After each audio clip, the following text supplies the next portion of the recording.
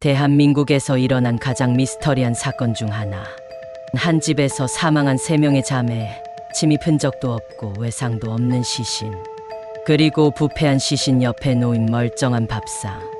도대체 이들에게 무슨 일이 있었던 걸까요? 사건개요. 1993년 10월 서울 서대문구 홍제동. 평소 조용히 살아가던 세 자매가 연락이 두절된 채 사라졌습니다. 그들의 직장 동료와 친척들은 걱정스러워하며 집을 방문했지만 안에서는 아무런 인기척도 들리지 않았습니다. 결국 신고를 받은 경찰이 문을 강제로 열었고 그 순간 믿을 수 없는 광경이 펼쳐졌습니다. 방 안에서는 3명의 자매가 차례로 쓰러져 있었습니다. 모두 같은 방 안에서 숨진 채 발견되었으며 시신은 이미 심하게 부패한 상태였죠. 하지만 이 사건을 더욱 미스터리하게 만든 것은 시신이 발견된 장소와 그들의 주변 환경이었습니다. 의문의 현자, 방 내부를 재구성한 이미지, 식탁에 놓인 음식 강조. 집 안에는 외부 침입 흔적이 전혀 없었습니다. 창문과 문은 모두 잠긴 상태였고 도둑이 들었다는 어떠한 증거도 없었습니다. 그런데 가장 이상한 점은 시신 옆에 놓인 밥상이었습니다.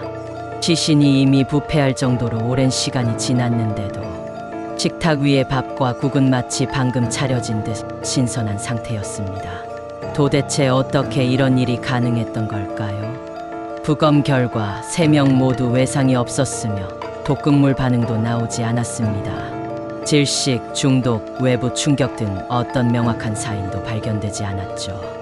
단지 3명이 거의 비슷한 시기에 사망했다는 것만이 확실할 뿐이었습니다. 수수께끼가 남긴 의문들, 이웃들의 증언도 사건을 더욱 미궁 속으로 빠뜨렸습니다.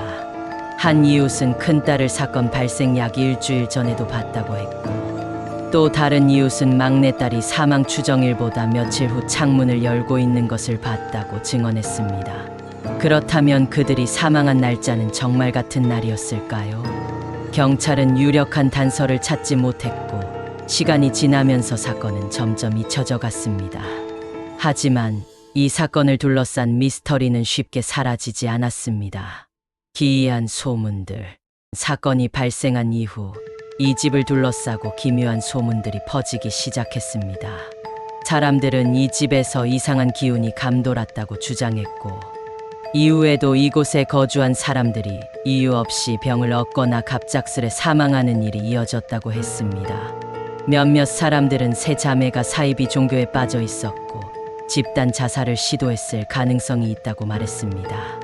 그러나 종교적 의식과 관련된 흔적은 발견되지 않았습니다.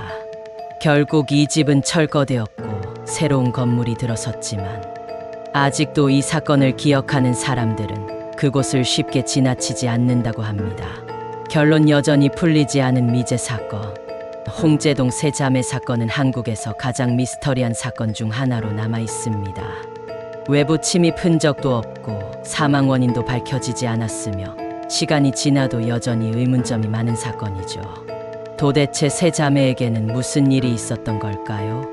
그들은 왜 어떻게 같은 날 같은 집에서 숨을 거두었을까요?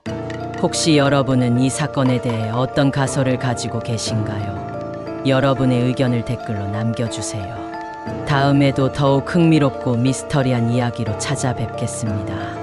내용이 유익하셨다면 구독과 좋아요, 알림 설정 부탁드립니다.